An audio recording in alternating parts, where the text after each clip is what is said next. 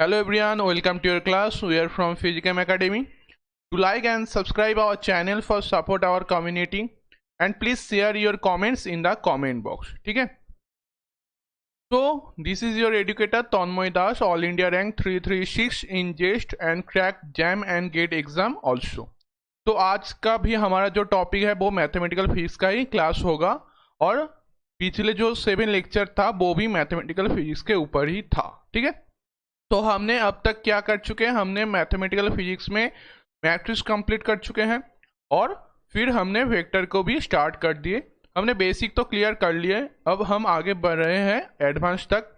और जहाँ पर हमने कोऑर्डिनेट सिस्टम या फिर आप कह सकते हैं इससे पहले जो हमारा बेसिक था जो था del operator, curl, divergence, gradient, फिर स्फेरिकल कोऑर्डिनेट, सिलिंड्रिकल कोऑर्डिनेट, वो सब हम धीरे धीरे बेसिक से एडवांस तक समझ चुके हैं. ठीक है, तो अगर आप मैथ फिजिक्स में स्ट्रांग होना चाहते हैं तो ये क्लास तो आपके लिए है बहुत ही इम्पोर्टेंट.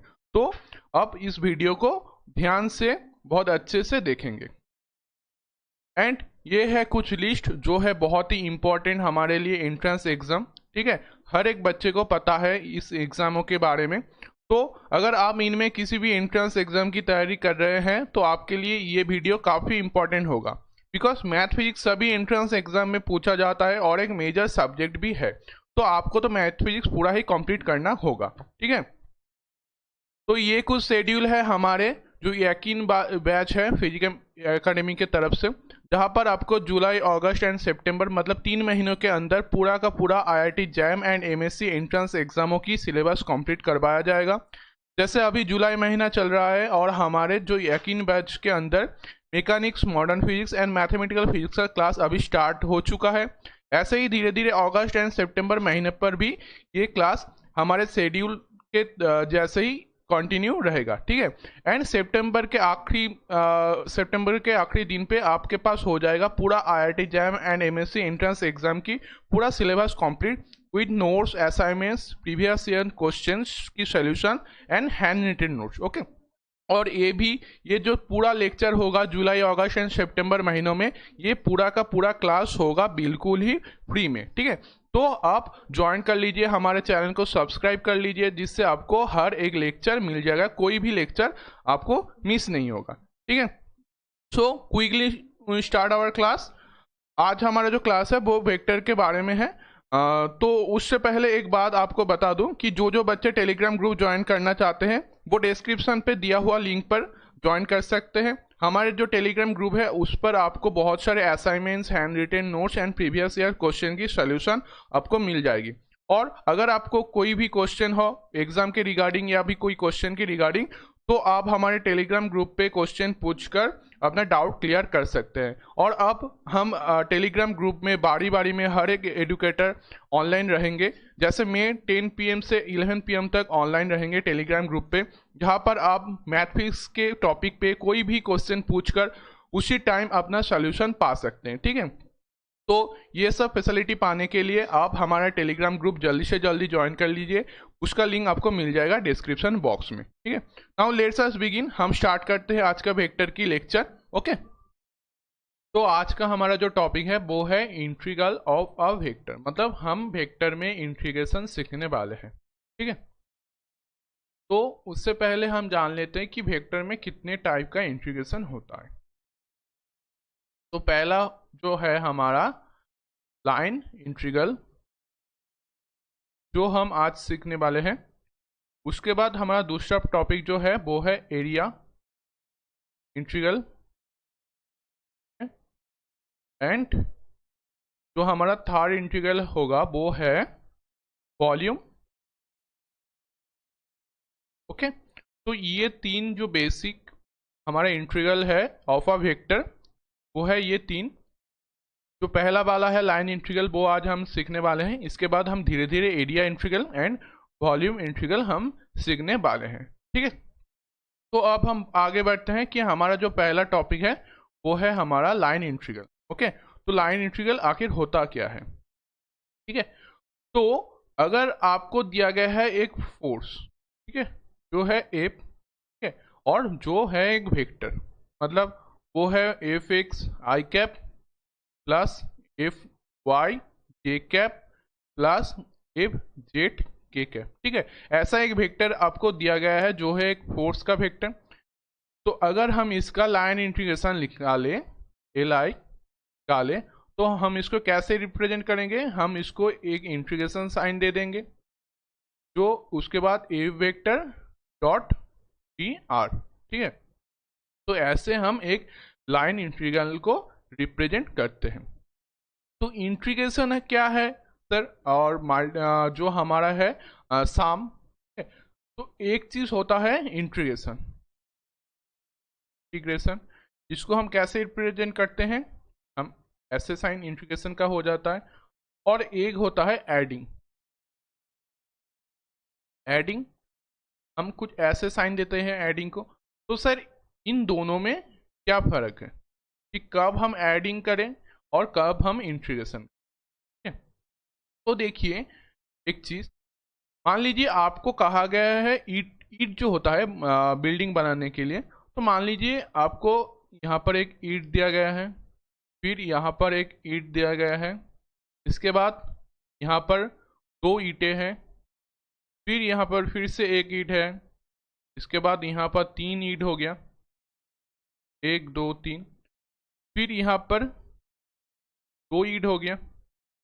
ऐसे आपको एक सिस्टम दिया गया है जहाँ पर इस पॉइंट पे 1, इस पॉइंट पे 2 और एक इस पॉइंट पे हमारा 2, ऐसे करके यहाँ वहाँ करके ईंटों को रखा गया है। ठीक है, और एक सिस्टम दिया गया है जिसमें एक रो बराबर सारे ईंटों को रखा गया है। ठीक है, ऐसे एक रो बराबर ईंटों को रखा गया है। तो एक चीज देखिए, यहाँ पर भी ईंटें हैं, यहाँ पर भी ईंटें हैं, यहाँ पर कुछ मान लीजिए कि एक्स है ईंट और यहाँ पर हमारा वाई हो गया। ठीक है, तो दोनों सिस्टम पर ही एक्स का इसमें एक सीटें हैं और इसमें वाई। मान लीजिए इसमें भी वाई एक सीटें, आपको अच्छा लगेगा जब आप समझेंगे। तो यहाँ पर एक सीटें हैं, यहाँ पर भी एक सीटें, लेकिन देखिए इसमें कोई कॉन्टिन्यूसनेस नहीं है। यहाँ पर हो गया, फिर इस पर, फिर इस पर, फिर इस पर, मतलब कोई कॉन्टिन्यूटी नहीं है। कहाँ पर भी ईंटों को रखा गया है। तो इस सिस्टम में अगर आपको बताया जाए कि आप निकालें कि इसमें कितने ईंट है, तो आपको यहाँ पर करना पड़ेगा एडिंग। क्या करेंगे आप? एडिंग। लेकिन इस जो दूसरा जो सिस्टम है, इसको बी मान लेते हैं और ये वाला सिस्टम जो है हमारा, इसको ए मान लेते हैं। तो बी वाला जो सिस्टम है, इसमें देखिए सारे ईंटों को एक रो में सजाया गया है, देखने में भी अच्छा लग रहा है। तो ये क्या है? कॉन्टिन्यूअस सिस्टम, जहां पर हर एक के ईंट के बाद और एक ईंट ऐसे रखा गया है, कोई यहाँ पर वहां पर तो नहीं रखा गया, कॉन्टिन्यूअस सिस्टम है। तो इस जो सिस्टम है इस पर हम अप्लाई करेंगे इंटीग्रेशन। तो ये जो सिस्टम हो गया, यहाँ पर हम करेंगे इंटीग्रेशन, और जो पहला वाला ए वाला सिस्टम है वहां पर हम करेंगे एडिंग। ठीक है, तो आपको इंटीग्रेशन एंड एडिंग का तो डिफरेंस आ चुका है। अब सर वेक्टर इंटीग्रेशन क्या है? वेक्टर इंटीग्रेशन बेसिकली हम एक जो वेक्टर लाइन ले लेते हैं, जो आप यहाँ पर एक ड्राइंग देख सकते हैं। Wait a second. तो देखिए यहाँ पर एक फोर्स का लाइन ड्रॉ किया गया है, जो ये वाला है। ठीक है, ये क्या हो गया? हमारा फोर्स का लाइन। ठीक है, अब इसमें हर एक पॉइंट पे एक फोर्स अप्लाई हो रहा है, हर पॉइंट पे फोर्स अप्लाई हो रहा है। मतलब ये क्या हो गया? ये कौन सा वाला सिस्टम हो गया? ये है हमारा बी वाला सिस्टम। मतलब हर पॉइंट कॉन्टिन्यूस है, इसमें यहाँ पर वहां पर ऐसा कोई सिस्टम नहीं है। हर देखिए फोर्स एक लाइन बराबर अप्लाई हो रहा है, इसमें कोई बीच में गैप तो नहीं है। तो ये हो गया हमारा कॉन्टिन्यूस सिस्टम। तो इस पर हम क्या अप्लाई कर सकते हैं? इस पर हम इंटीग्रेशन अप्लाई कर सकते हैं। ये कॉन्टिन्यूस सिस्टम हो गया है। अब देखिए इस पे हर एक पॉइंट पे जहां पर आप एक रेड लाइन ड्रॉ कर रहे हैं, तो देखिए ये जो पॉइंट हो गया हमारा, इस पे फोर्स किस तरफ अप्लाई हो रहा है? इस तरफ। फिर ये जो पॉइंट ले लेते हैं, इस पे किस तरफ? इस तरफ। ये जो पॉइंट है इस पे तरफ, ये जो पॉइंट है इस पे इस तरफ। ऐसे हर एक पॉइंट पे फोर्स अप्लाई हो रहा है, लेकिन उसका डायरेक्शन चेंज है। तो ये जो डायरेक्शन हमें मिल रहा है, ये किससे मिल रहा है? इसका टेंजेंट से। ठीक है, हम ये जो पॉइंट है इस पर अगर हम इसका टेंजेंट ड्रॉ करें तो हमें क्या मिल रहा है, इस पॉइंट पे इस फोर्स का डायरेक्शन। ओके, तो आप देख सकते हैं ऐसे हम एक फोर्स लाइन में हर एक पॉइंट में उसके टेंजेंट यूज करके हम उसका डायरेक्शन निकल पा रहा है। ठीक है, तो अब आगे कि हमने यहाँ पर लिखे हैं, देखिए लाइन एक फोर्स वेक्टर जो है F X I cap, F Y J cap and F Z K cap, उसका लाइन इंटीग्रेशन हमने कैसे लिखा है, F vector dot D R vector. ठीक है, ड्राइंग को थोड़ा इरेज कर दें, इससे आपको बाद में आसानी होगा। ठीक है, तो हमने क्या लिखा, integration F dot D R. तो ऐसे ही अगर आपको बोला जाए कि आप इस फोर्स लाइन का इंटीग्रेशन निकालें तो हम कैसे निकाल सकते हैं, F vector dot D R vector. ठीक है, अब देखिए मान लीजिए ये जो लाइन हमारा गया है कुछ ऐसे गया है, तो हर एक पॉइंट पे का टेंजेंट ऐसे ड्रॉ हो रहा है। ठीक है, तो थोड़ा सा अच्छे से ड्रॉ कर लेते हैं, वेट अ सेकेंड, मुझे थोड़ा सा टाइम दीजिए। तो पेज कर लेते हैं पहले तो इसको। हाँ, तो देखिए अगर हम एक फोर्स फील्ड फिर से ले लें, एक फोर्स वेक्टर फिर से ले लें, जो है हमारा ये वाला, कोई भी लाइन ले लीजिए, तो ये क्या हो गया हमारा एफ वेक्टर, इसमें मैग्नीट्यूड भी है और उसका डायरेक्शन भी है। ठीक है, अब हमने क्या किया, अब हमने क्या कि ये जो फोर्स लाइन हमने ड्रॉ किया है इसका कोई भी एक पॉइंट ले लेते हैं, मान लीजिए ये पॉइंट हमने ले लिया, ये है हमारा पी पॉइंट। ठीक है, तो अब इसमें एक ऑरिजिन भी हम ले लेते हैं, कि ये हो गया हमारा ऑरिजिन। अब जो हमने पी पॉइंट लिया है उसका ऑरिजिन से जो रेडियल डिस्टेंस होगा, ये ओपी हो गया उसका डिस्टेंस। ठीक है, तो ओपी हमारा क्या है, इसका रेडियल वेक्टर या ऑरिजिन से उसका डिस्टेंस, जिसको हम रिप्रेजेंट करेंगे आर से। अब देखिए ये जो पी पॉइंट हमने ड्रॉ किए हैं इसका एक टेंजेंट भी होगा, इसका टेंजेंट किस तरफ होगा, इस तरफ होगा। टेंजेंट क्या है, इसका डायरेक्शन शो कर रहा है कि इस पॉइंट पे फोर्स किस तरफ लग रहा है। ठीक है, तो इस पॉइंट पे फोर्स टेंजेंट की बराबर लग रही है। तो आप देखिए एक फोर्स वेक्टर हमने ले चुका है, उस पर एक पी पॉइंट ले लिए, इसका रेडियल वेक्टर हो गया आर एंड टेंजेंट मतलब डायरेक्शन हो गया ये टी वेक्टर। अब देखिए ये जो फोर्स फील्ड है ये कहाँ से स्टार्ट हो रहा है, ए से, एंड कहाँ हो रहा है, पी पर। ठीक है, तो देखिए आप ये तो पी पॉइंट ले चुके हैं, इसको हम P1 दे देते हैं। ऐसे ही इसमें कितने सारे पॉइंट होगा, ये हो गया P2, ये हो गया P3, ये हो गया P4, ऐसे ही P5, P6। अब इसमें इसके अंदर जो गैप है उसमें आप P7, P8 बहुत सारे पॉइंट ड्रॉ कर सकते हैं। तो इसमें पॉइंट कितने हुए, आप कह सकते हैं कम से कम इनफाइनाइट पॉइंट्स आप ड्रॉइंग कर सकते हैं, फाइनाइट पॉइंट्स आ जाएंगे इस वेक्टर लाइन में। तो अगर आपको कहा जाए कि इस वेक्टर लाइन में आपको फोर्स हर एक पॉइंट के लिए निकालना होगा, तो आप कैसे निकालेंगे, हर एक पॉइंट के लिए अगर आप अलग अलग से निकालें फिर उसको शाम करें तो आपको बहुत ही परेशानी आ जाएगा। तो हमने क्या किया, इसको इंटीग्रेशन में चेंज कर दिया।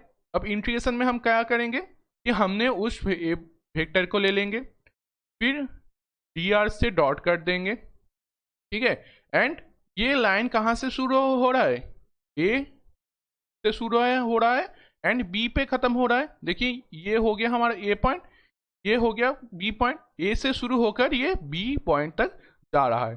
तो हमारा जो लाइन इंटीग्रल हो गया वो है integration A to B F vector dot D R vector. तो ये हो गया हमारा लाइन इंटीग्रल।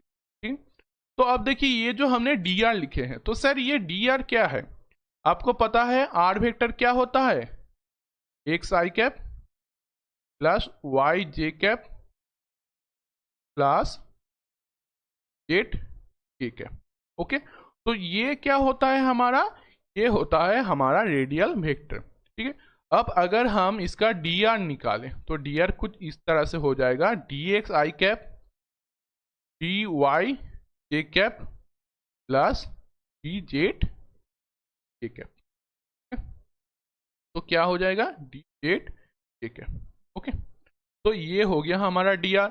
ये वेक्टर तो आपको दिया हुआ है, एंड ऐसे आप एक वेक्टर फील्ड का लाइन इंटीग्रेशन निकाल सकते हैं। ठीक है, अब हम आगे बढ़ते हैं। तो नेक्स्ट जो हमारा टॉपिक है, इसमें हम सीखेंगे कुछ पॉइंट्स ऑफ इंटीग्रेशन, या points of line.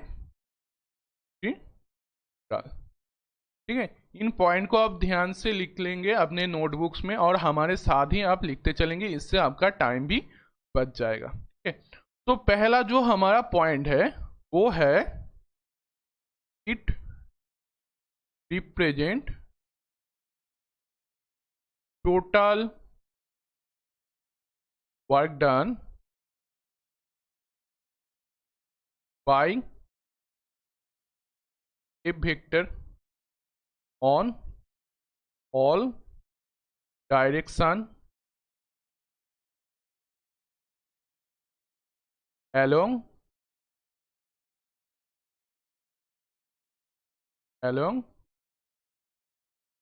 Area, sorry area नहीं, आर्क होगा।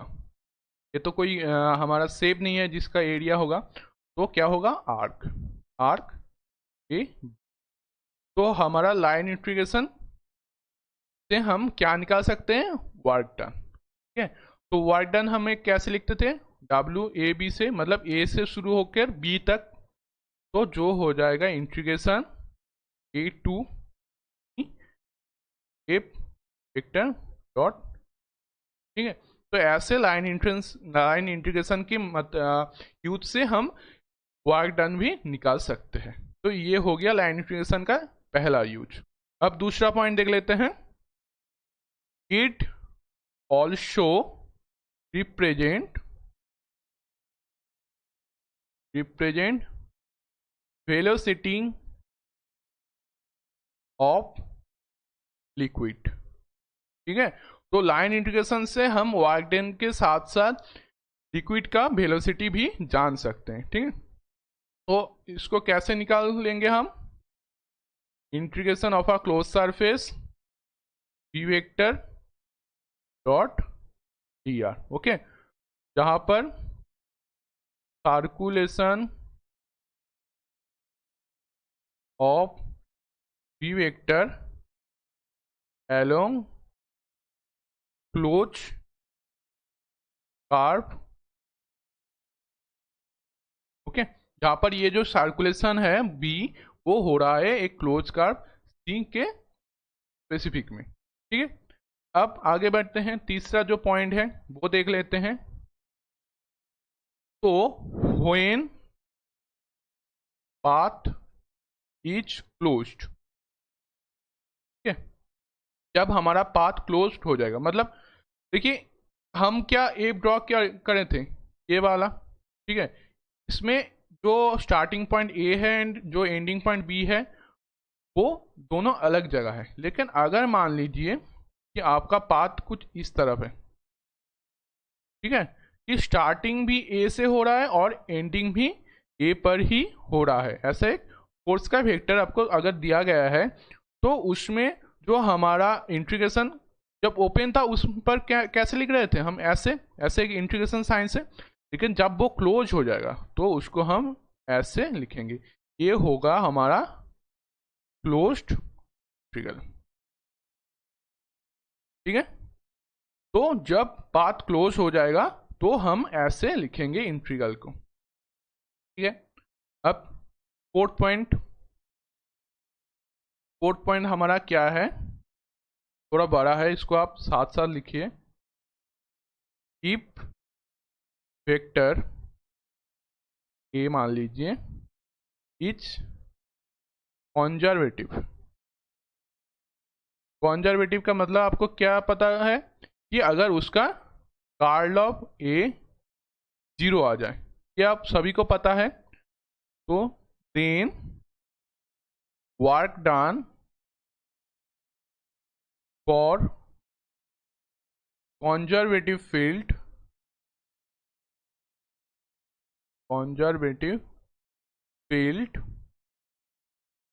a vector is path independent. Okay, path in and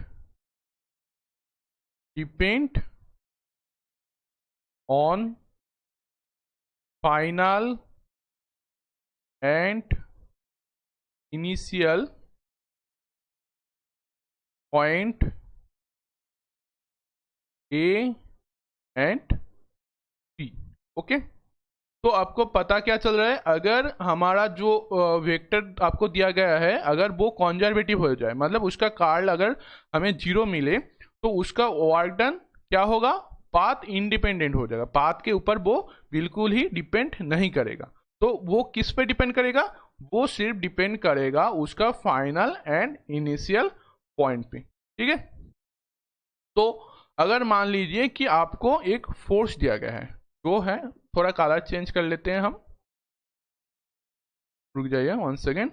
तो मान लीजिए अगर आपको एक फोर्स दिया गया है जो है एप, एंड अब आप इसका कार्ल निकाल के देखे हैं कि इसका कार्ल आ रहा है 0। तो इसका मतलब क्या है, ये जो हमें फोर्स दिया गया है वो क्या है, कॉन्जर्वेटिव।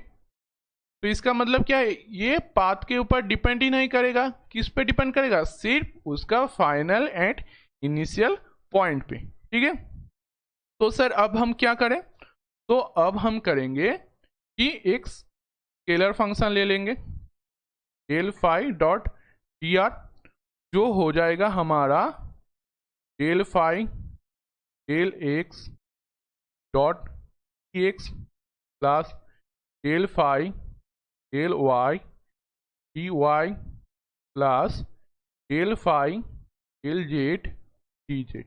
ओके, जो है हमारा डी फाई।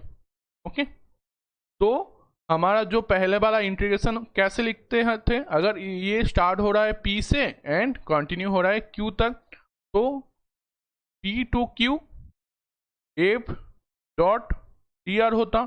अगर ये कॉन्जर्वेटिव नहीं होता, लेकिन ये तो कॉन्जर्वेटिव है, तो क्या होगा, हो जाएगा P to Q grad phi T R. ठीक है, या फिर P to Q D phi. यहां से हमें क्या मिलेगा, 1 सेकेंड, फाई, सॉरी ये नहीं, फाई क्यू, ये हो जाएगा phi Q point minus phi P point. ठीक है, जो हो जाएगा हमारा equal to P to Q line integration of F dot T R. ठीक है, तो अगर एक वेक्टर फील्ड हमारा कॉन्जर्वेटिव आ जाए तो वो क्या होगा, वो उसका पाथ के ऊपर डिपेंड नहीं करेगा, किस पर डिपेंड करेगा, किस फाइनल एंड इनिशियल पॉइंट पे। देखिए यहाँ पर हमें क्या मिला, एफ डॉट डी आर हमें मिला phi Q minus phi P. तो फाई हमारा क्या था कि क्यू पॉइंट पे उसका फोर्स, एंड फाई पी क्या है, पी पॉइंट पे उसका फोर्स। तो दोनों को अगर हम माइनस कर देते हैं तो हमें टोटल लाइन का इंटीग्रेशन मिल जाएगा। इसके बीच में जो पॉइंट है उसका हमें कोई फर्क नहीं पड़ेगा। ठीक है, तो सर आपने तो बता दिया, लेकिन ये फाई क्या है, फाई कैसे हम निकाल सकते हैं, तो ये हम धीरे धीरे सीखेंगे आगे, जब हम बेसिक से एडवांस तक जाएंगे तो इसको हम क्वेश्चन के बीच में ही सीख लेंगे। ठीक है, तो अब हम आगे बढ़ते हैं, नेक्स्ट पेज पे चले जाते हैं।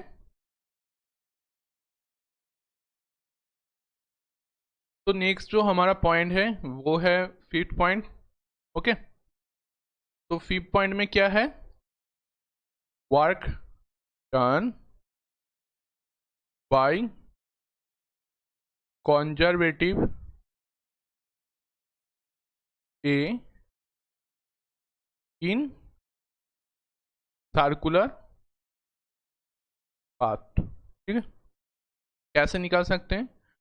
क्लोज क्लोज है सर्कुलर पाथ, मतलब एक क्लोज पाथ है, तो close integration F dot D R, ऐसे ही तो हम निकाल सकते हैं वर्क डन। तो क्या होगा, अगर वो कॉन्जर्वेटिव होता है तो क्या है, वो पाथ पे डिपेंड नहीं करेगा। इससे पहले वाला पॉइंट में हम वही सीखे कि पाथ पर वो डिपेंड नहीं करेगा, सिर्फ डिपेंड करेगा उसका starting point and ending point, जो है फाइव ए माइनस फाइव बी, जब हमारा जो पाथ है वो है ए टू बी। ठीक है, तो ये हो गया, तो वर्क डन हो जाएगा हमारा 0। तो इसको थोड़ा नोटिस करके लिख लीजिए कि अगर हम एक क्लोज पाथ और एक कॉन्जर्वेटिव वेक्टर का क्लोज पाथ में वर्क डन निकालना चाहे तो हमें क्या मिलेगा, वर्क डन वो होगा। तो ठीक है, ये आप मैकेनिक्स में जरूर पढ़े हैं कि अगर आप एक पॉइंट से स्टार्ट करते हैं और फिर से वही पॉइंट पे अगर वापस से आ जाते हैं तो आपको क्या मिलेगा, वर्क डन क्या मिलता है, 0। तो देखिए, हम मैथमेटिकल पॉइंट पर भी हमें वही आंसर मिला है कि अगर हम एक सर्कुलर पाथ में चले तो क्या होगा, जिस पॉइंट से हम स्टार्ट करे हैं वही पॉइंट पे हम आके एंड भी करेंगे, तो हमारा जो वर्क डन हो जाएगा वो क्या होगा, वो होगा। ठीक है, अब हम सीख चुके हैं लाइन इंटीग्रेशन में थोड़ा थोड़ा बेसिक, तो अब हम करेंगे भर भर के क्वेश्चन। ठीक है, तो हमारा जो पहला क्वेश्चन है वो है क्वेश्चन कि एफ वेक्टर आपको दिया गया है 15xy माइनस 6x²। ठीक है, एंड जो है i cap plus 2y minus 4x j cap, find integration F dot D r along curve given by y equal to x cube from point 1 1 2 2 2। Okay, तो ये क्वेश्चन आपको दिया गया है कि आपको एक फोर्स वेक्टर दिया गया है, आपको उसका लाइन इंटीग्रेशन निकालना है by y equal to X cube, जो आपको एक इक्वेशन दिया गया है एट द पॉइंट 1 1 2 2 2। ठीक है, तो ये जो क्वेश्चन है ये आया हुआ है JNU एग्जाम में। ठीक है, तो ये क्वेश्चन आया है हमारे JNU के एग्जाम में, तो अब हम इसका सॉल्यूशन निकाल लेते हैं।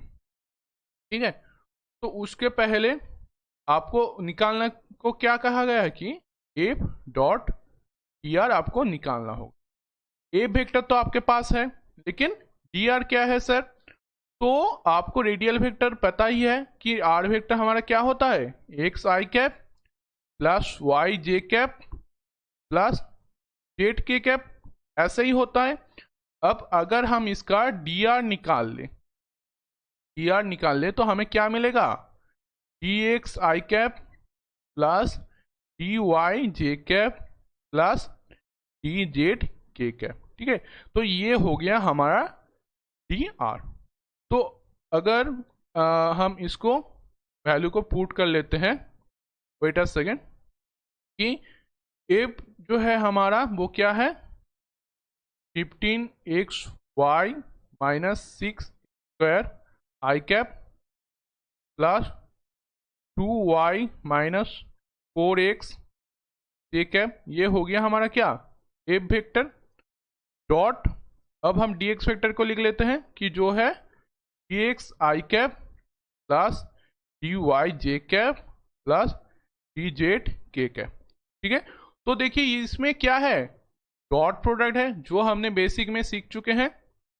तो यहां से हमें क्या मिलेगा कि इंटीग्रेशन 15xy माइनस 6x² इससे डॉट dx, क्योंकि i को i से ही डॉट होगा, फिर प्लस 2y माइनस 4x जो हो जाएगा हमारा dy, एंड इस पे पहले वाला जो है इसमें क्या है, 0 के कैप है, तो जो के कैप वाला टर्म वो तो नहीं रहेगा। तो हमारा जो एफ डॉट डी आर था, F vector dot D R vector कुछ इस टर्म में आ चुका है X Y and D X के टर्म में, ठीक है। तो अब देखिए बारी है ये वाला इक्वेशन जो y equal to X cube था, ये वाला इक्वेशन पे। तो हमें क्या दिया गया था कि y equal to X cube.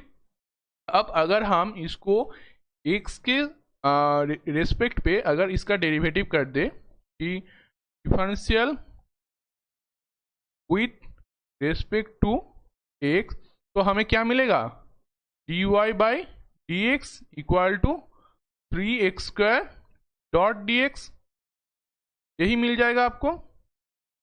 Sorry ये dx नहीं लिखा होगा, तो dy by D X equal to 3x²। तो यहां से आपको क्या मिलेगा कि dy इक्वल टू 3x²।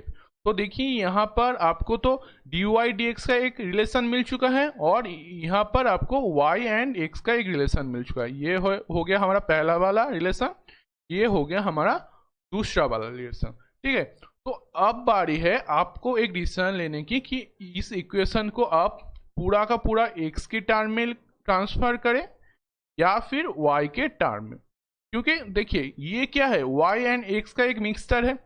तो अगर आप इसमें dx के सापेक्ष में इंटीग्रेशन करें तो y का तो कोई भी नहीं होगा, और यहाँ पर देखिए y के सापेक्ष पे इंटीग्रेशन होगा तो x का टर्म क्या होगा। तो इसलिए आपको करना क्या होगा, आपको या फिर आप इसको पूरा का पूरा x के टर्म में लिख लीजिए या फिर इसको पूरा का पूरा y के टर्म में लिख। तो हम क्या करने वाले हैं, इसको पूरा ही x के टर्म में लिखें। तो सर कैसे लिख सकते हैं, कि हमारा क्या था 15xy, तो x के टर्म में तो x रह जाएगा, तो x। अब देखिए y हमारा क्या है, फर्स्ट रिलेशन से एक्स क्यूब, तो 15x dot x cube minus 6x², ठीक है। तो dx, तो ये पहला वाला जो टर्म है ये क्या हो गया, पूरा ही x के टर्म में हो गया। फिर 2y क्या हो जाएगा, एक्स क्यूब, तो 2x³ माइनस 4x। अब देखिए dy है, तो dy हमारा क्या होता है 3x²। तो अब देखिए हमने जो f डॉट डी आर है उसको पूरा ही x के टर्म में कन्वर्ट कर चुके हैं, ठीक है। अब बारी है कि starting point and ending point लिखने का। तो हमारा क्वेश्चन में क्या दिया गया था कि 1 पॉइंट से हम जाने वाले हैं 2 पॉइंट पे। तो x का जो चेंज हो रहा है वो है 1 to 2 एंड y का जो चेंज है वो भी है 1 to 2। अब अगर आप x में ट्रांसफर करते हैं तो x का लिमिट लिखेंगे, अगर y में ट्रांसफर करते हैं तो y का लिमिट लिखेंगे। तो हमने किस में ट्रांसफर किया, x में, तो हम इसका लिमिट लिख देते हैं 1 to 2, ओके। जो पहला वाला इंटीग्रेशन था इसमें पॉइंट क्या था 1 1 2 2 2, क्योंकि इसमें x का टर्म भी था एंड y का टर्म भी था। तो अब हम इंटीग्रेशन कर लेते हैं। उसके पहले हम थोड़ा सा इसको इजी फॉर्म में लिख लेते हैं कि हमारा पहला वाला जो हो जाएगा 15x4 minus 6x² plus 2x³ नहीं, यहाँ पर तो था 3x² से मल्टीपल, ठीक है। तो वो हो जाएगा हमारा 3 2 6 एंड x³ x2 हो जाएगा x5 एंड फिर 12x4, ये मिल जाएगा हमको, ठीक है। तो dx अगर हम इसको इंटीग्रेशन कर देते हैं तो पहले क्या मिलेगा 15x5 divide by 5 minus 6x³ divide by 3 plus 6x6 divided by 6 minus 12x5 divide by 5 and इसका होल लिमिट हो जाएगा 1 to 2, ओके। तो यहां से हमें क्या मिल रहा है कि 3x5 minus 2x³ plus x6 minus क्या मिलेगा 12 बाई वेट अ सेकेंड, यहाँ पर सॉरी एक चीज हमने रॉन्ग लिख दिया कि यहाँ पर एक्स स्क्वायर और एक्स था, तो क्या होगा एक्स क्यूब, और एक्स क्यूब का इंटीग्रेशन हमें क्या मिलेगा x4 डिवाइड बाई 4। ठीक है, हमने गलती से 5 लिख दिया, तो यहाँ से हमें क्या मिल जाएगा, ये टर्म हो जाएगा 3x।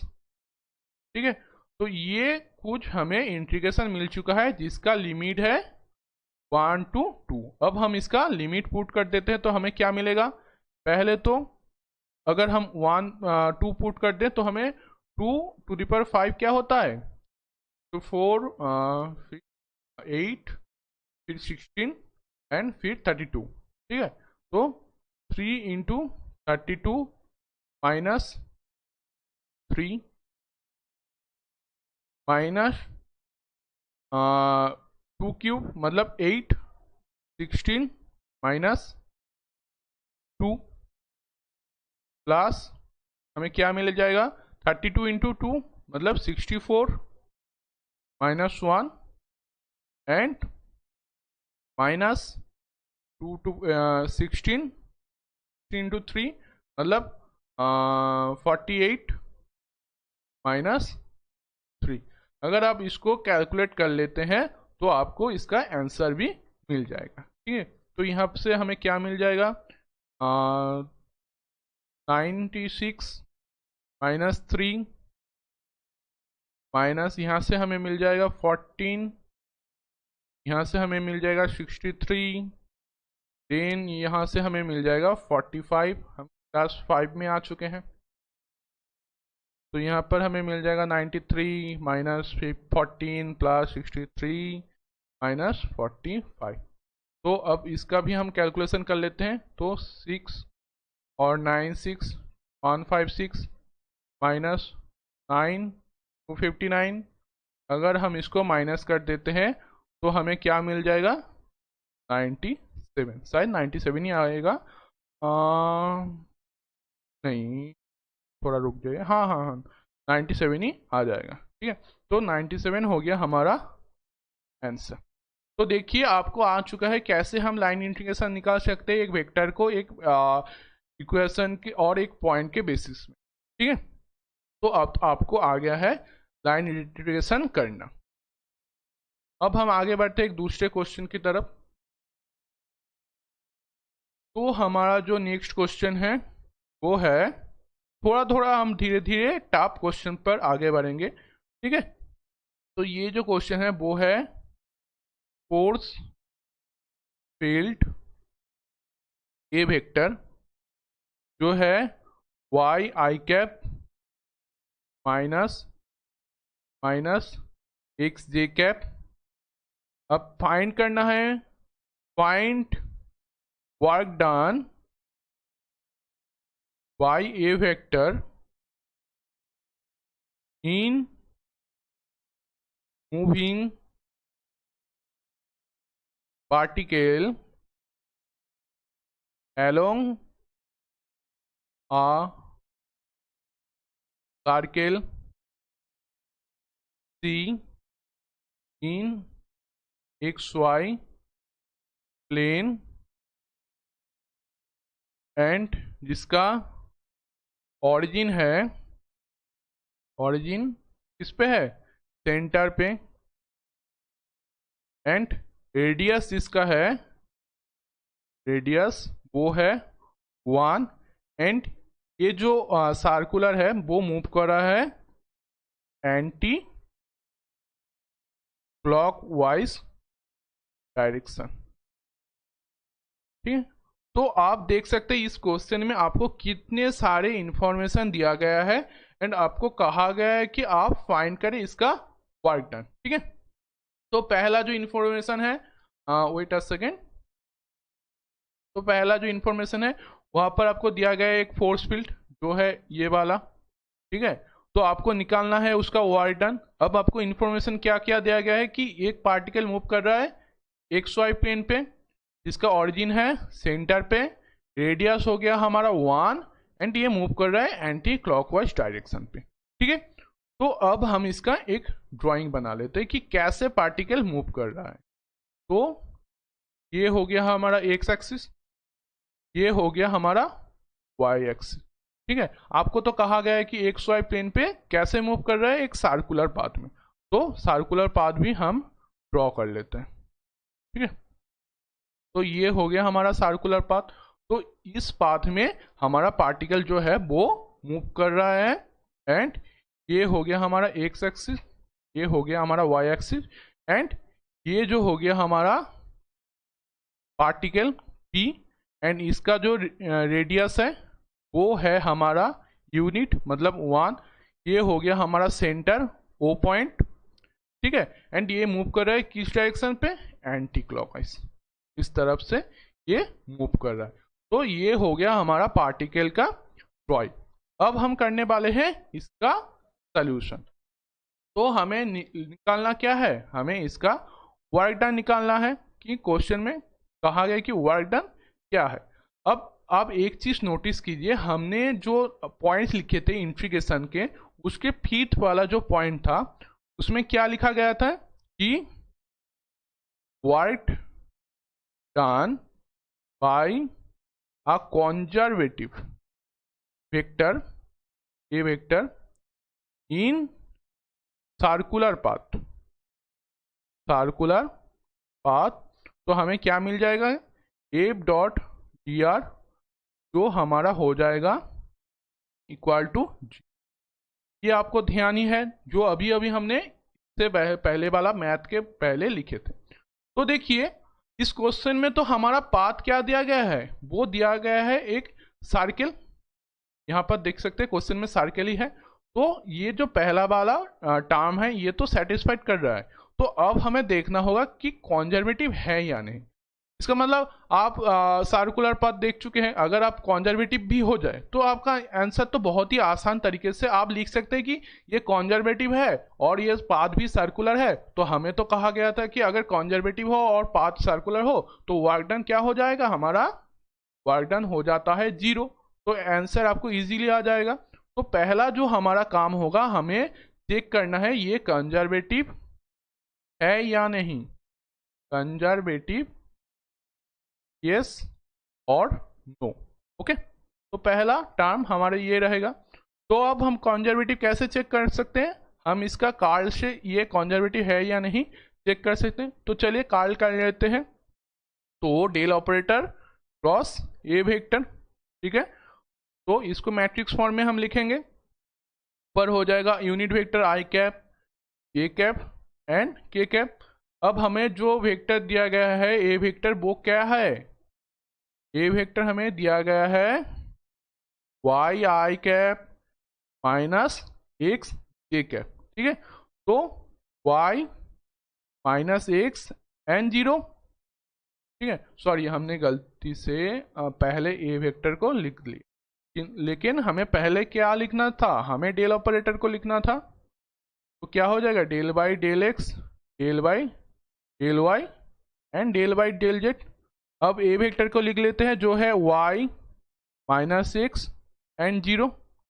अब हम इसका डिटर्मिनेशन निकाल लें तो क्या होगा, आई कैप ये del Y del 0 by del Y, तो हमारा आ जाएगा 0।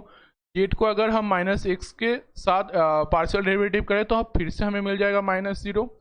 फिर माइनस जे कैप, अगर जे कैप का हम निकाले तो डेल बाई डेल एक्स 0, तो वो हो जाएगा 0। अब डेल डेल जेड वाई के सापेक्ष में पार्शियल डेरिवेटिव, वो भी हो जाएगा 0। अब के कैप में क्या आएगा, del del by del X of minus X minus del by del Y of Y. ठीक है, तो हमें यहाँ से क्या मिल रहा है, पहले तो जो है के कैप -1 एंड -1, तो यहाँ से हमें मिल गया -2 के कैप जो नॉट इक्वल टू 0। ठीक है, तो अब हमें क्या पता चल गया कि ये तो है नॉट कॉन्जर्वेटिव। तो सर सर्किल तो पाथ है लेकिन कॉन्जर्वेटिव नहीं है, तो यहाँ से हम बोल सकते हैं कि इसका वर्क डन हमें नॉट इक्वल टू 0 मिलेगा। तो हमें क्या करना पड़ेगा, फिर से हमें बहुत सारा काम करना पड़ेगा। अगर ये कंजर्वेटिव हो जाता तो हम आसानी से लिख देते कि वर्क डन हमारा 0 हो जाए, लेकिन वो तो नहीं है, किस्मत फूटा। तो अब हम निकालने वाले हैं इसका वर्क डन। तो वर्क डन कैसे निकालेंगे? If vector dot ER vector से। तो ये कैसा इंटीग्रेशन होगा? क्लोज इंटीग्रेशन, क्योंकि पाथ जो है हमारा है सर्कुलर। तो एफ वेक्टर हमारा क्या हो जाएगा? Y I cap minus X J cap, and D R जो है हमारा D X I cap plus Y J cap plus D Z K cap. अब यहाँ से हमें, ये तो हो गया क्लोज इंटीग्रेशन, तो यहाँ से हमें क्या मिल रहा है? Close integration Y D X minus X, ठीक है, ये टर्म आपको मिल रहा है इंटीग्रेशन के लिए, ठीक है। अब आगे बढ़ते हैं। तो अब एक चीज नोटिस कीजिए कि यहाँ पर हमारा जो इंटीग्रेशन के को लिए निकला है y dot D X minus X dot D Y, ये किस कोऑर्डिनेट में है? ये है हमारा कार्टेशियन कोऑर्डिनेट में, कार्टेशियन कोऑर्डिनेट सिस्टम में। लेकिन हमारा जो सिस्टम दिया गया है वो क्या है? वो एक सर्कल है, एक सर्कुलर पाथ है, ठीक है। तो हम इसको कार्टेशियन कोऑर्डिनेट सिस्टम में नहीं कर सकते, क्योंकि हम इसका लिमिट नहीं जानते। एक्स वाई का लिमिट एक सर्कल में क्या होगा वो तो हमें पता नहीं है।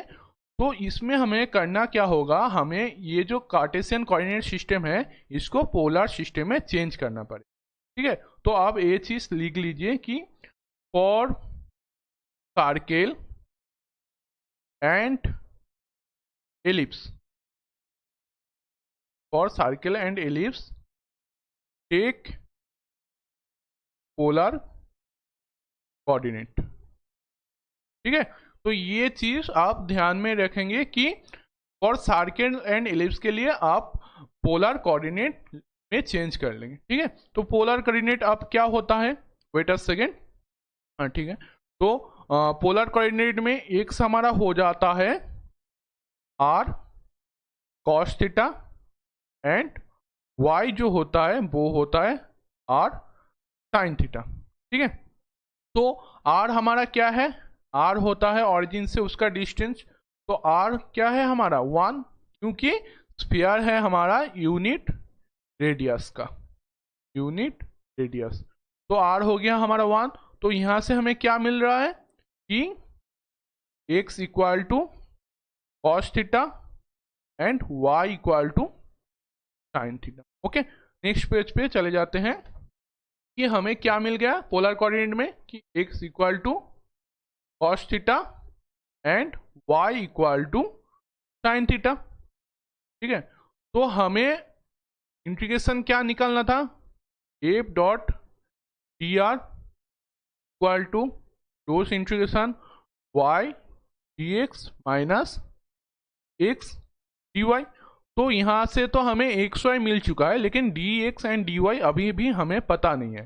तो हम क्या करेंगे? एक्स को थीटा के रिस्पेक्ट में उसका डेरिवेटिव कर देंगे, D X by D theta equal to हो जाएगा हमारा माइनस साइन थीटा। तो यहाँ से हमें क्या मिलेगा? D X equal to minus sine theta dot D theta, and Y पर भी हमें थीटा के रिस्पेक्ट में उसका डेरिवेटिव कर देंगे। तो हमें क्या मिलेगा? D Y by D theta equal to sine theta का डेरिवेटिव कॉस थीटा। तो डी वाई हमें मिल जाएगा cos theta dot D theta. तो यहाँ से हमें डी एक्स भी मिल चुका है, डी वाई भी मिल चुका है, एंड एक्स वाई भी हमें मिल चुका है।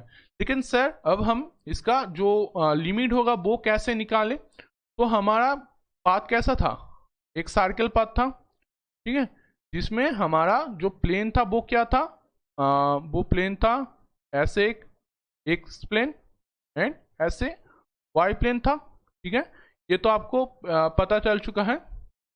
वेट अ सेकेंड, कि ये है हमारा एक्स प्लेन एंड ये है हमारा वाई प्लेन, और ये हो गया हमारा पी पार्टिकल एंड ये मूव कर रहा है इस डायरेक्शन। तो अब देखिए, अगर ये पार्टिकल यहाँ पर होगा तो ये थीटा से कितना एंगल बनाएगा यहाँ पर? तो थीटा हमारा मिनिमम क्या होगा? 0 डिग्री। अब देखिए यहाँ से स्टार्ट होके ये पार्टिकल जा रहा है इस तरफ, फिर यहाँ पर, फिर यहाँ पर, फिर यहाँ पर, फिर से इस पॉइंट पे आ गया। तो अब हमारा एंगल क्या होगा, ये पूरा वाला, ये पूरा, तो थीटा मैक्स हमारा क्या हो जाएगा, 2 पाई या फिर 360 डिग्री।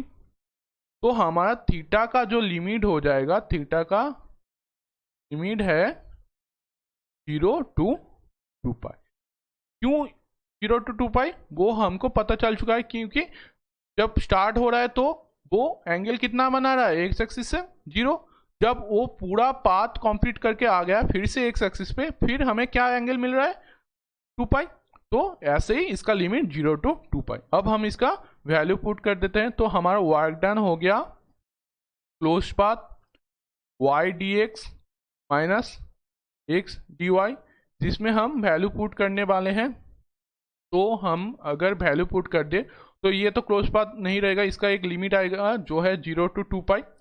y क्या है हमारा, साइन थीटा डॉट dx हमारा क्या है, minus sine theta dot D theta, फिर माइनस एक्स हमारा है कॉस थीटा, तो cos theta dot D Y हमारा क्या हो जाएगा, फिर से cos theta dot D theta. Okay, तो यहाँ से हमें क्या मिल रहा है, integration 0 to 2 pi minus sine square theta minus cos square theta dot D theta. ठीक है, अगर हम इसमें माइनस को कॉमन ले लें तो हमें क्या मिलेगा, 0 to 2 पाई। ओके, तो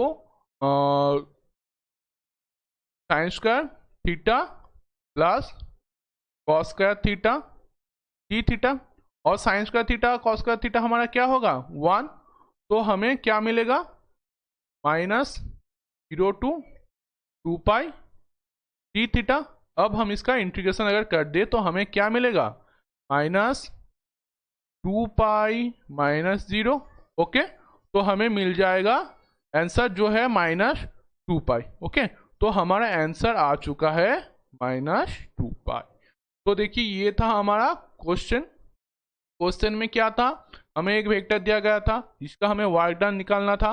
उसका पाथ था हमारा साइकिल एक्स वाई प्लेन पे, ऑरिजिन कहाँ पाथ था, सेंटर पे, रेडियस कहाँ था 1, एंड वो पाथ था हमारा एंटी क्लॉकवाइज। ठीक है, तो हमने किस स्टेप को फॉलो किया, हमने पहले चेक कर लिया कि ये कॉन्जर्वेटिव है या नहीं। तो सर हमने क्यों चेक किया, क्योंकि हमें पता है कि अगर पाथ सर्कुलर हो या एंड वो कॉन्जर्वेटिव हो तो हमारा वर्क डन आएगा 0। अब क्वेश्चन में तो दिया गया है कि वो पाथ सर्कुलर है, अगर हम कॉन्जर्वेटिव मालूम कर ले तो हमारा वर्क डन आ जाएगा 0। तो इसीलिए हमने इसका कार्ड निकाल लिए, तो हमें क्या मिला कि ये नॉट इक्वल टू 0। ठीक है, तो अब हमें क्या करना पड़ेगा, हमें वर्क डन निकालना पड़ेगा। तो वर्क डन कैसे निकालते थे कि वेक्टर डॉट डी आर से, तो वेक्टर डॉट डी आर करके हमें मिल गया y dot D X minus X dot D Y. अब ये जो टर्म था ये था कार्टेशियन कोऑर्डिनेट सिस्टम में, लेकिन हम तो कार्टेशियन कोऑर्डिनेट सिस्टम में इसको आगे नहीं ले जा सकते। हमें क्या करना पड़ेगा, हमें यहाँ से पता चला कि अगर पाथ हमारा सर्कुलर या फिर एलिप्टिकल होगा तो हमें इसका पोलर कोऑर्डिनेट में ट्रांसफर करना पड़ेगा। अब पोलर कोऑर्डिनेट में x हो जाता है r cos थीटा, y हो जाता है r sin थीटा। अब हमें क्वेश्चन में दिया गया था कि इसका रेडियस यूनिट है, मतलब 1 है, तो x equal to cos theta and y equal to sine theta. ठीक है, फिर हमने क्या किया, हमने dy x एंड dy निकाल लिए, फिर लिमिट निकाल लिए कि कैसे 0 to 2 पाई होता है। फिर हमने सारा का सारा वैल्यू पुट कर दिया और हमें कुछ आंसर इस तरफ से मिला कि हमारा वर्क डन हो गया माइनस 2 पाई। तो ये हो गया हमारा आंसर। ओके, तो चलिए अब आगे बढ़ते हैं, फिर से हम एक और क्वेश्चन कर लेते हैं। तो नेक्स्ट जो क्वेश्चन है हमारा वो आया था टिफर के एग्जाम में। तो ये क्वेश्चन है टिफर से। तो आपको क्वेश्चन पूछा गया है कि close integration 2x square minus Y square D X plus X square plus Y square D Y. ठीक है, ये कुछ आपको क्लोज इंटीग्रेशन दिया गया है ठीक है, अब कहा गया है कि boundary of surface closed by X axis, okay, and semi circular और इक्वेशन दिया गया है y इक्वल टू 1 माइनस, ठीक है। तो ऐसा आपको इक्वेशन दिया गया है और आपको कहा गया है कि इसका जो बाउंड्री है वो एक्स एक्सिस से क्लोज्ड है एंड जो जो हमारा पाथ है वो है सेमी सर्कल, ठीक है। तो पहले तो हम इसका एक ड्राइंग कर लेते। तो हमें कहा गया है कि ये है हमारा सेमी सर्कल, तो ये क्या है, ये हो गया हमारा सर्कल। तो अब हम इसको सेमी सर्कल बना देते। Wait a second, wait a second. तो ये क्या हो गया हमारा सेमी सर्कल।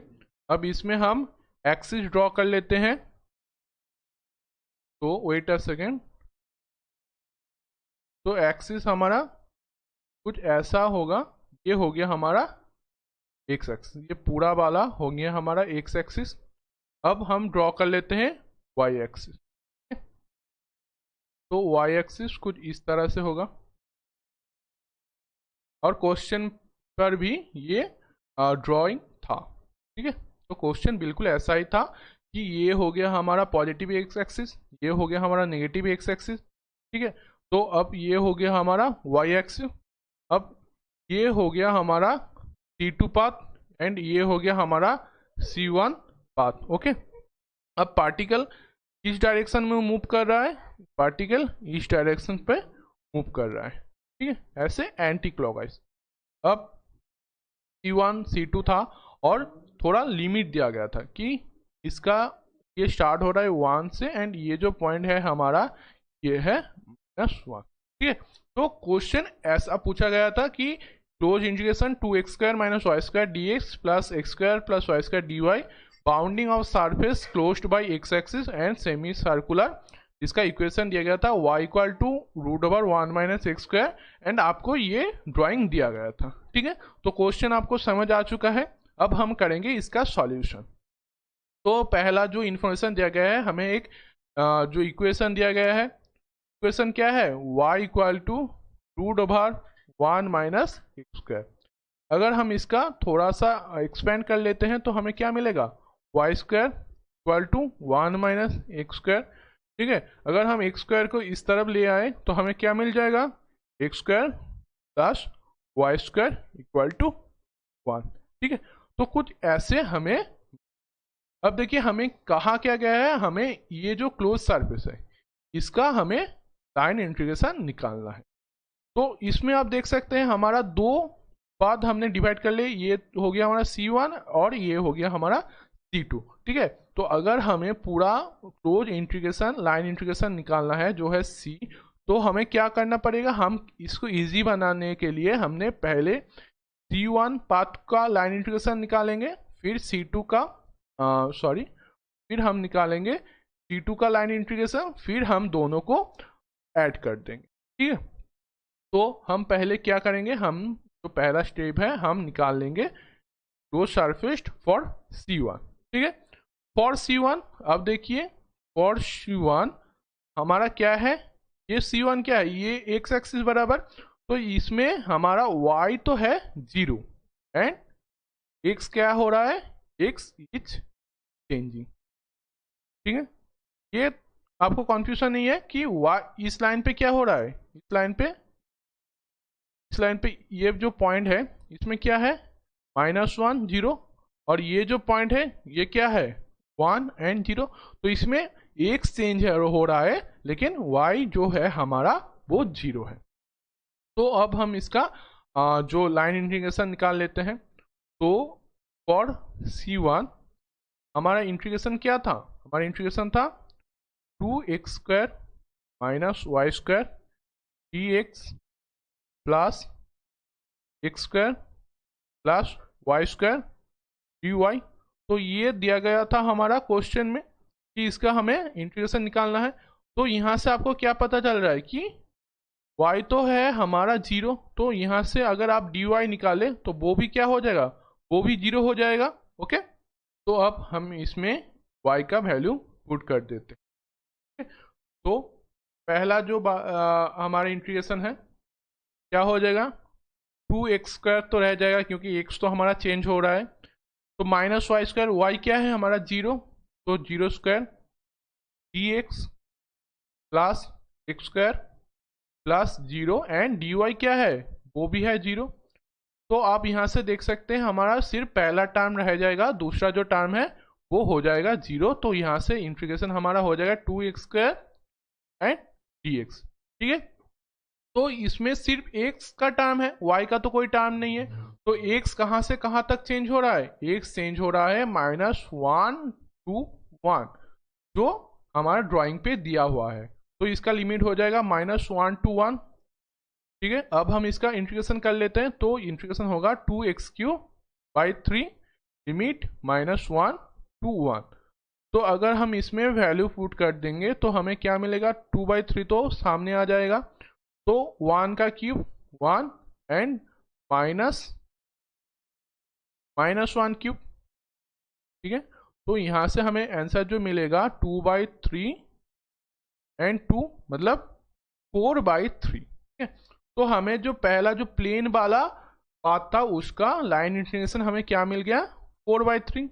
अब बारी है सेकेंड पाथ का, तो हम निकाल लेते हैं फॉर C2 पाथ। ठीक है, तो C2 पाथ में आप देख सकते हैं, C2 पाथ में देखिए यहाँ पर भी xy का कुछ वैल्यू आएगा, यहाँ पर भी xy का कुछ वैल्यू आएगा। तो इसमें तो ना x 0 है ना y 0 है, तो इसमें x and y both change, तो बोथ चेंज हो रहा है। तो इसमें xy का टर्म नहीं, हम किसी एक में ट्रांसफर नहीं कर सकते। तो हमारा इंटीग्रेशन क्या था, हमारा इंटीग्रेशन था जो 2x² -y² dx plus x² plus y² dy। तो ये था हमारा लाइन इंटीग्रेशन का जो इक्वेशन। अब इसको तो हम किसी एक टर्म में ट्रांसफर नहीं कर सकते। तो पहला वाला जो क्वेश्चन था उसमें हमें क्या मिला था कि अगर हमारा पाथ सर्कुलर या फिर एलिप्स हुआ तो हम इसको कर देंगे पोलर कोऑर्डिनेट में चेंज। तो हमें पोलर कोऑर्डिनेट में चेंज करना होगा। तो कैसे करेंगे, तो x हो जाएगा हमारा r cos theta and y हो जाएगा हमारा r sin थीटा। ठीक है, तो अब देखिए ये जो ड्राइंग है इसमें ये हो गया हमारा जो सेमी सर्कुलर का ऑरिजिन।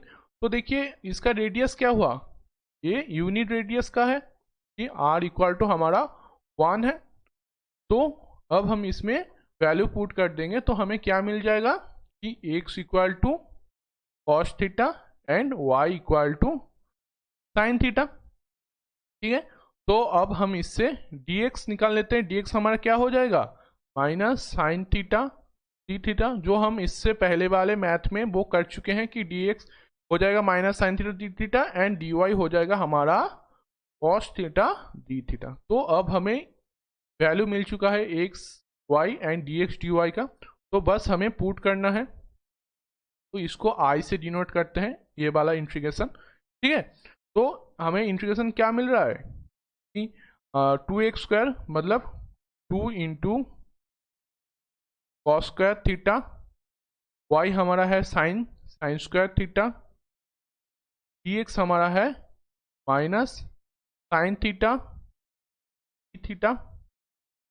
प्लस x² हमारा क्या होगा, x² होगा कॉस स्क्वायर थीटा, y हो जाएगा साइन मतलब साइन स्क्वायर थीटा, dy है हमारा cos theta dot D theta. तो ये हो गया हमारा इसका पोलर कोऑर्डिनेट में चेंज। ठीक है, तो अब देखिए ये जो पहला वाला टर्म है इसको हम मान लेते हैं I1, सॉरी इसको थोड़ा और इजी बना लेते हैं। तो आपको करने भी में भी आसानी होगा और समझने में। तो देखिए ये जो इसको थोड़ा एक्सपेंड कर देते हैं। यहाँ से हमें क्या मिल जाएगा, integration 2 cos square theta dot minus sine theta theta again plus 2 sign cube theta theta. फिर हमें क्या मिल जाएगा, ये तो हो जाएगा हमारा 1 तो कॉस थीटा। ठीक है, तो आप देखिए यहाँ से आपको क्या मिल गया, तीनों टर्म। इसको अगर हम I1, इसको हम अगर I2 और इसको अगर हम I3 कहें तो हम बारी बारी में इसका इंटीग्रेशन कर लेंगे और हमें आसानी भी होगा। ठीक है, तो नेक्स्ट पेज पे चले जाते हैं कि हमारा जो I आया था वो हमें क्या मिला था, -2 cos square theta sine square theta plus sign cube theta plus cos theta. तो ये हो गया हमारा इंट्री। ठीक है, तो अब हम इसमें लिमिट क्या लगाए सर, तो एक चीज आप नोटिस कीजिए, हमारा ड्राइंग कहाँ गया।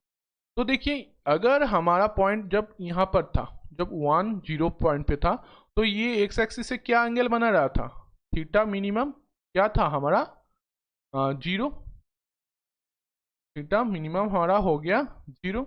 अब देखिए ये पूरा पाथ अगर यहाँ तक आ जाए तो ये कितना एंगल क्रॉस कर रहा है, पाई एंगल। तो हमारा थीटा मैक्स जो हो जाएगा वो पाई। अगर ये पूरा सर्कुलर हो जाता तो 0 to 2 पाई होता, लेकिन ये क्या है, सेमी सर्कुलर, तो हमारा थीटा जो होगा 0 to पाई होगा। यहाँ पर हम लिमिट भी लिख लेते हैं। तो हम बारी बारी में इसका इंटीग्रेशन निकाल लेंगे। पहले I1 निकाल लेते हैं। I1 क्या है, 0 to pi -2 cos square theta sine theta. यहाँ पर हम साइन स्क्वायर लिख दिए थे, ये साइन स्क्वायर नहीं होगा, ये साइन थीटा होगा। तो -2 cos square theta sine theta theta. अब हम क्या करेंगे, हम कॉस थीटा को मान लेते हैं, कुछ भी मान लीजिए, ए मान लीजिए। ठीक है, तो यहाँ से आपको क्या मिल जाएगा कि ए को अगर डी थीटा से अब डिफरेंशिएट कर देते हैं तो आपको क्या मिलेगा, माइनस साइन थीटा। ठीक है, तो हमें क्या मिला, ये हमें मिल चुका है minus sine theta dot D theta. अब हम इसका वैल्यू पुट कर देंगे तो हमें क्या मिलेगा,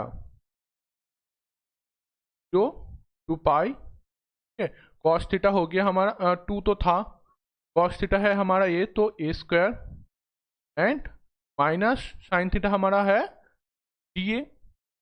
तो 2 a स्क्वायर डी ए। तो यहाँ से आपको इंटीग्रेशन करने में आसानी हो जाएगा। तो हमारा इंटीग्रेशन क्या आएगा, 2a³ बाई।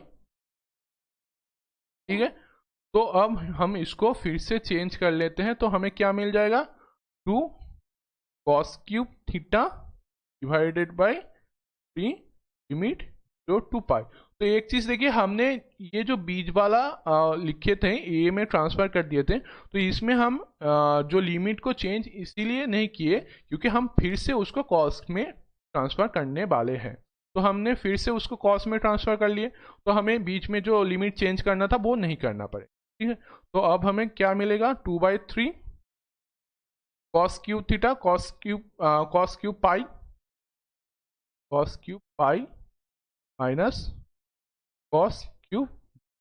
ठीक है, तो हमारा कॉस पाई क्या होता है, -1, तो 2/3 -1, और कॉस 0 क्या होता है, वो होता है 1, तो -1 हो जाएगा -2। तो यहाँ से हमें आंसर मिला -4/3।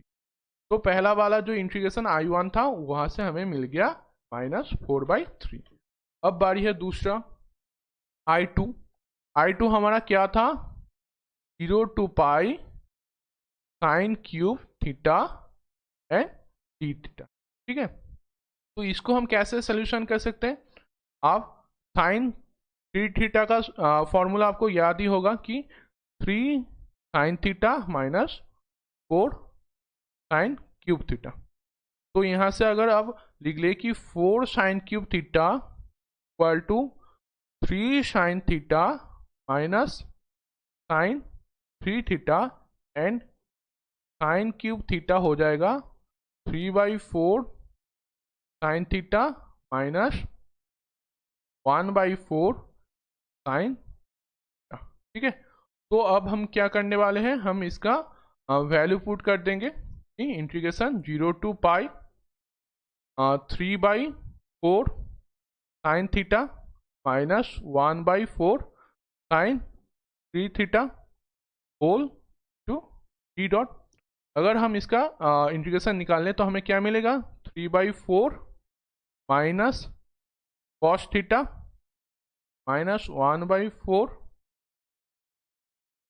Minus cos 3 theta divide by 3। Limit हो जाएगा हमारा 0 टू पाई। तो अगर हम इसका वैल्यू पुट करते हैं हमें क्या मिल जाएगा, 3/4 माइनस कॉस थीटा मतलब माइनस माइनस प्लस 1। फिर अगर कॉस 0 पुट कर दे तो हमें क्या मिल जाएगा कि माइनस कॉस 0 तो हो जाएगा हमारा -1।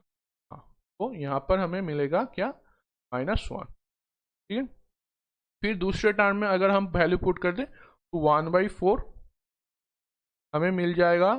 यहाँ पर अगर हम इसको प्लस में ट्रांसफर कर लेते हैं तो माइनस कॉस 3 थीटा बाई 3, तो यहाँ पर हमें मिल जाएगा -1। फिर हमें क्या मिलेगा, अगर 0 का वैल्यू पुट कर दें तो हमें मिल जाएगा +1। ठीक है, तो यहाँ से हमें क्या मिल रहा है, 3/4 डॉट 0 प्लस 1/4 डॉट 0। तो यहाँ से आपको जो मिल रहा है I2 वो हो गया 0। तो I2 आपको मिल रहा है 0, I1 आपको मिल रहा है -4/3। अब बारी है हमारा I3 निकालने का। तो I3 हमारा क्या था, I3 था 0 to pi cos theta D theta. Okay, तो अगर कॉस थीटा डी थीटा निकाल ले तो कॉस थीटा का इंटीग्रेशन क्या हो जाएगा, sine theta limit 0 to pi. तो अगर वैल्यू पुट कर दे तो sine pi minus sine 0 degree, तो दोनों ही होता है 0 माइनस 0। ठीक है, तो अब देखिए यहाँ से हमें क्या क्या मिल रहा है। पहला जो है, वेट 1 सेकेंड, यहाँ पर हमने शायद कुछ गलती कर दिया। वेट आ सेकेंड, चेक कर लेते हैं। I1 -4/3, वेट आ सेकेंड, I1 तो हमारा है -4/3 एंड I2 हमारा जो निकल के आया शायद 4/3 निकल वाला था। थोड़ा सा चेक कर लेते हैं। ठीक है, तो यहाँ पर साइन क्यूब था 3 sine theta minus 4 sine cube theta, 4 sine cube theta यहाँ पर आ जाएगा 3 sine theta minus sine 3 theta, और फिर sine cube theta 3/4 sine theta 1/4 है। तो 3/4 sine theta minus 1/4 sine 3 theta. अगर हम इसका इंटीग्रेशन कर ले तो साइन थीटा का हो जाएगा माइनस कॉस थीटा एंड यहाँ पर साइन थीटा का कॉस थीटा बाई 3। ये तो सही है। अब आगे 0 टू पाई तो 3/4 अगर हम इसका वैल्यू पुट करते तो हमारा कॉस का थोड़ा एक्सपेंड करके हम लिखते हैं, शायद ये गलती हो गया है तो इसको थोड़ा एक्सपेंड करके आप चेक कर लीजिए। ठीक है, हम भी कर लेते हैं कि वेट अ सेकेंड, तो 3/4 minus cos pi minus minus plus cos 0।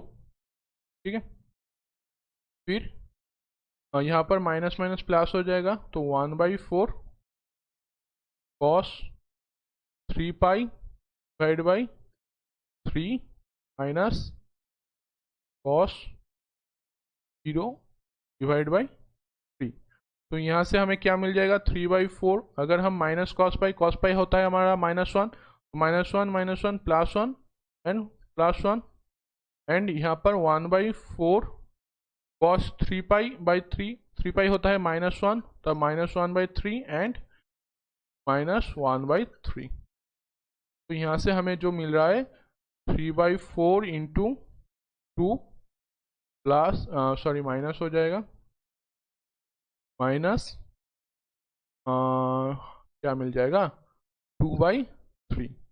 तो यहाँ से हमें मिल रहा है क्या कि 3/2 माइनस 2/3। तो अगर हम इसको निकाल लें कि 6 और क्या हो जाएगा 3 3 9 माइनस 2 2 4, यहाँ से हमें मिल रहा है 5/6। 5/6 तो नहीं होगा, वेट, ये थोड़ा सा गलती हो गया हमसे। चलिए इसको हम फिर से कर लेते हैं, एक बार फिर से इसको हम यहाँ पर कर लेते हैं कि I2 हमारा क्या आएगा। नेक्स्ट पेज पे हम कर लेते हैं।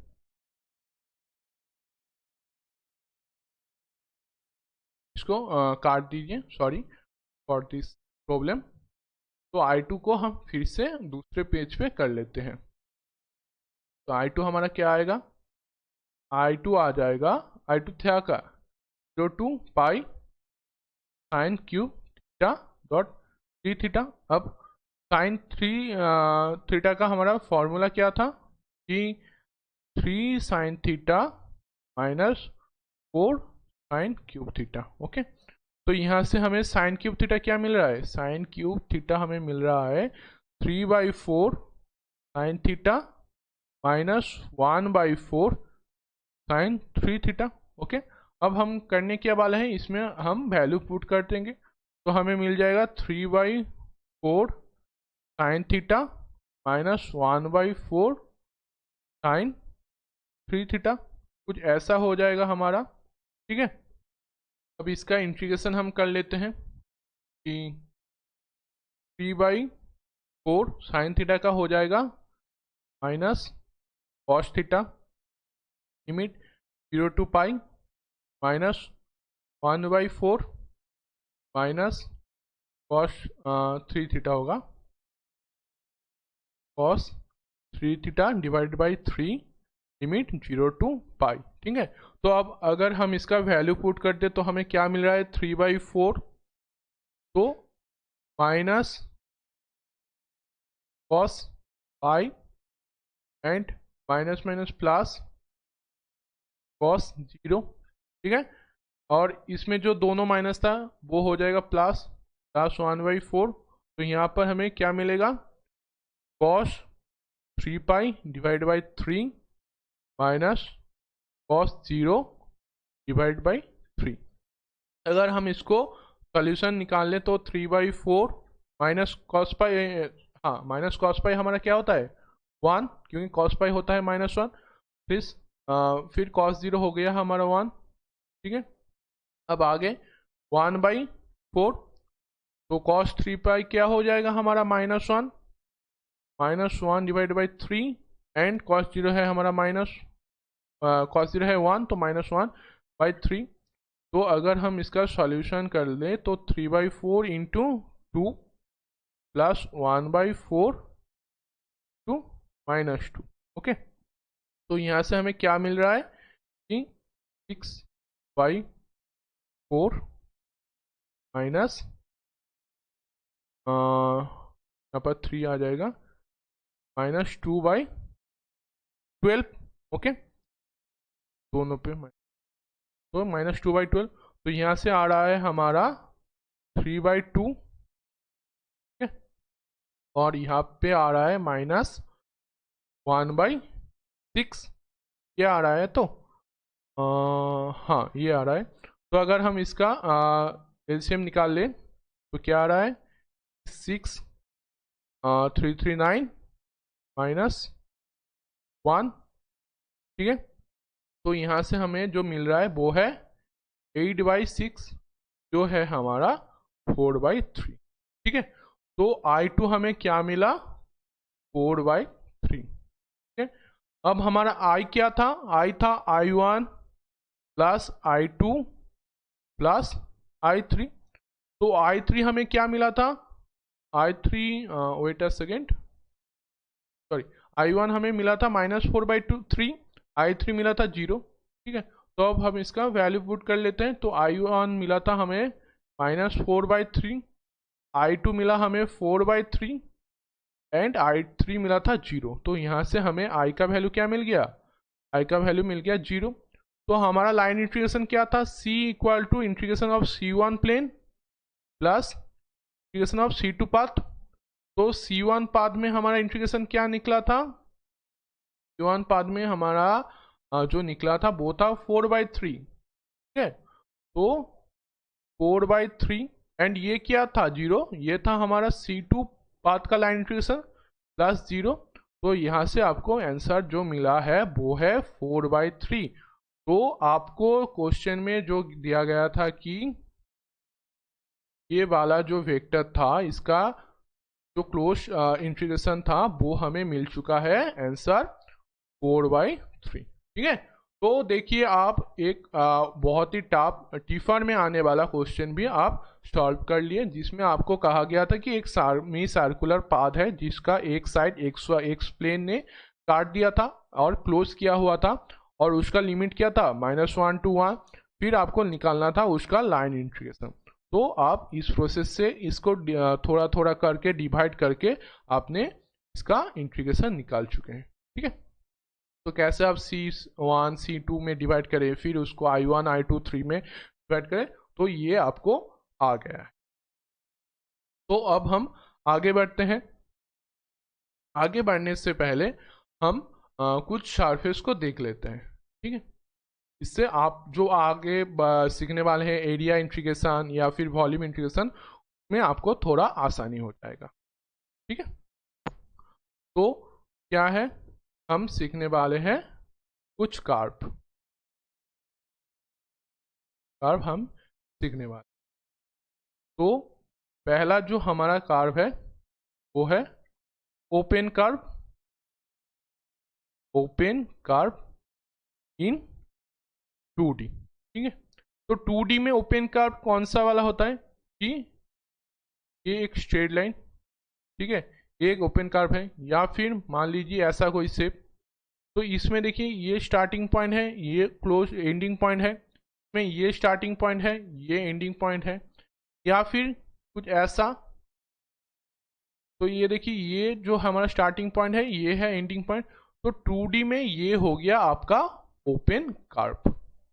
ठीक है, जो है हमारा नॉट क्लोज्ड। ओके, नेक्स्ट जो है हमारा वो है क्लोज्ड कर्व इन 2D। 2D में क्लोज्ड कर्व इनको कहा जाता है। ठीक है, तो मान लीजिए ये हो गया, या फिर ये हो गया, या फिर ये हो गया। ठीक है, जिसमें जिस पॉइंट से स्टार्टिंग हो रहा है वापस से उसी पॉइंट पे आप वापस आ जा रहे हो। तो ये हो गया हमारा 2D में क्लोज कर्व। ठीक है, अब आगे बढ़ते हैं। नेक्स्ट जो हमारा पॉइंट है वो है ओपन सरफेस इन 2D। ठीक है, तो अब आपको क्वेश्चन जो है कि मान लीजिए ये कुछ आपको सरफेस दिया गया है। ठीक है, तो ये तो आपका हो गया एक सरफेस। तो ये क्या ओपन है या क्लोज है? ये तो आपको एक सरफेस दिया गया है। अब आप बताइए कि ये सरफेस ओपन है या क्लोज है। तो यहाँ पर जो आंसर है ये है नॉट क्लोज्ड इन 3D। ठीक है, तो ये ओपन सरफेस किस स्पेस में है? ये ओपन सरफेस है 3D स्पेस में, हो जाएगा हमारा 3। ठीक है, तो ऐसे आपको पता चल चुका है कि ओपन कर्व कौन सा है, क्लोज कर्व कौन सा है, and open surface in 3D system में कौन कौन सा है। तो ठीक है, आज का क्लास यही तक। आज आपने क्या क्या सीखा? आपने पहले जो स्टार्टिंग किया था हमने सीखा था कि इंटीग्रेशन किस किस तरीके का होता है, line integral, area integral and volume integral. फिर हमने लाइन इंटीग्रल का बेसिक सीखे थे, जैसे हम कैसे रिप्रेजेंट कर सकते हैं एफ डी आर से। ठीक है, फिर हमने क्या किया, हमने इसका बहुत सारे पॉइंट देख लिए कि लाइन इंटीग्रल की पॉइंट क्या है। कि पहला पॉइंट था हम इससे वर्क डन निकाल सकते हैं। फिर हमने सीखा कि वेलोसिटी ऑफ अ लिक्विड हम निकाल सकते हैं। फिर एक पाथ अगर क्लोज हो तो उसको कैसे रिप्रेजेंट कर सकते हैं।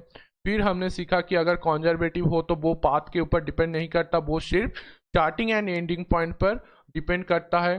फिर हमने जो हमारा नेक्स्ट जो था वहाँ पर हमने सीखा कि अगर वो पाथ सर्कुलर हो एंड जो हमारा वेक्टर है वो कंजर्वेटिव हो जाए तो हमें जो मिल जाएगा वो है वर्क डन 0। ठीक है, उसके बाद हमने ये हमारा जो पहला क्वेश्चन था इसको सॉल्व किए। फिर इसके बाद हमने सॉल्व किया हमारा दूसरा क्वेश्चन। पहला जो क्वेश्चन था वो था JNU से। ठीक है, तो फिर दूसरा क्वेश्चन, उसके बाद इसके बाद हमने क्या करा, हमने इसके बाद जो हमारा तीसरा क्वेश्चन था ये वाला, ये क्वेश्चन सॉल्व किया। ये था किससे, ये था हमारा टीफार का बहुत ही इंपॉर्टेंट क्वेश्चन। ठीक है, ये था टीफार का क्वेश्चन एंड इसका सॉल्यूशन हम यहाँ पर निकाल चुके हैं। फिर आखिर में हमने सीखा कुछ कर्व, जैसे 2D सिस्टम में ओपन कर्व कौन सा होता है, 2D सिस्टम में क्लोज कर्व कौन सा होता है एंड 3D सिस्टम में ओपन सरफेस कौन कौन सा होता है। ठीक है, तो इसके बाद हम धीरे धीरे आगे बढ़ेंगे, हम surface integration and volume integration आपको सिखाएंगे बेसिक से एडवांस तक। तो हमारा वीडियो आप देखते रहिए। Please subscribe our channel for support our community. And अगर आपको डेली बेसिस में असाइनमेंट क्वेश्चन चाहिए तो जल्दी से जल्दी हमारा टेलीग्राम ग्रुप भी आप ज्वाइन कर लीजिए। वहाँ पर आपको हमें लाइव मिल जाएगा आपका क्वेरी क्लियर करने के लिए, और डाउट भी हम क्लियर कर देंगे तभी के तभी। तो ज्वाइन कर लीजिए हमारा ज्वाइन कर लीजिए हमारा टेलीग्राम चैनल। और गुड नाइट।